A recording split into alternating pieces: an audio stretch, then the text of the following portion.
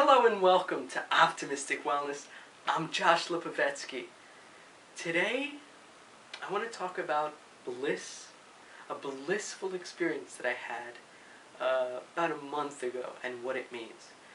So, I went to the movie theater in the mall to see The Expendables 2 with my parents. We went because Van Damme is in theaters for the first time in like 15 years. So, shout out to my boy, JCVD, Jean-Claude Van Damme, childhood idol of mine. I know I mentioned it before, but it bears repeating. So we saw the movie, then afterwards we hung out. My mom got this amazing dress. We chilled out. We went to Barnes & Noble. And normally when I'm at Barnes & Noble, I gotta look at every book, look for every insight that I can just get my hands on. But this time, I was so happy, so full of joy, that I just passed by the books, the self-help and spirituality section. I looked at the books, I smiled, and I was like, I have that. What those books were advertising on the titles, I was like, I have that. And that's an amazing feeling to have. Unfortunately, it was back to the grindstone, back to regular life. As Arnold Schwarzenegger would say, back to the carpet. But it was just like the transition back, and you want to get back to that blissful feeling. So what did I learn?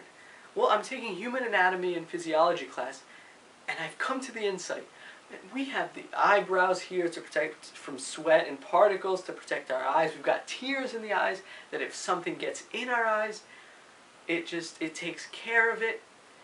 Everything, our digestive tract. I came to the conclusion we're not meant to be sick. Our bodies are optimized to just like technically designed to specification to be healthy. That's their natural state. They get sick with the environmental toxins, stress, a whole bunch of things. That's another conversation. But the emotional state that is most conducive to health is love. That's it. If we are designed to be healthy and love is what promotes health the most, isn't love, by that association, our natural state? Wouldn't everything else, fear, anger, hatred, wouldn't everything else just be a lie? Wouldn't love be the ultimate truth? That's the ultimate evidence that I had for it. And when I'm in a really bad mood, I don't want to hear that. I want to sulk in my bad mood. But just statistically, it makes sense. It really does, from a logical standpoint, that stress ruins our system. And I have a personal story that I want to share. Back in 2009, my 10th hospitalization, I got really upset because, I had gone to the hospital 8, 9 times, single digits. But then when I moved into double digits, it was like entering a new realm of reality that I didn't want to enter. And that 10th hospitalization, I was like, shit. I don't want this.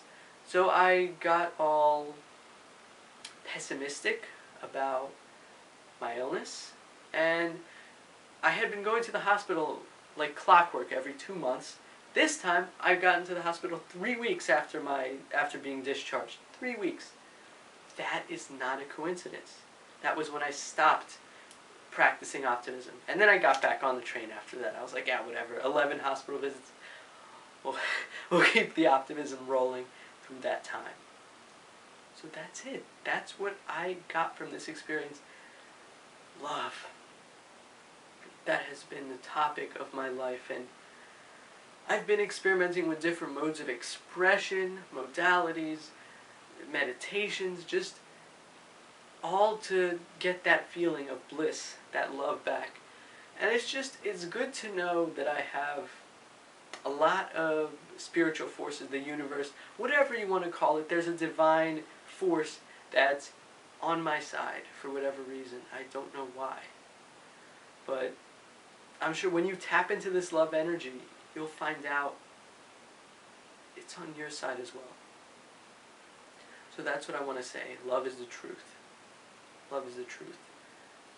Work on that, because it will improve your health. It will improve your finances, your spirituality, your relationships. This is not googledy-moogledy. It's real, it's concrete. Look to your body for that. Thank you for watching, and optimism is the only way.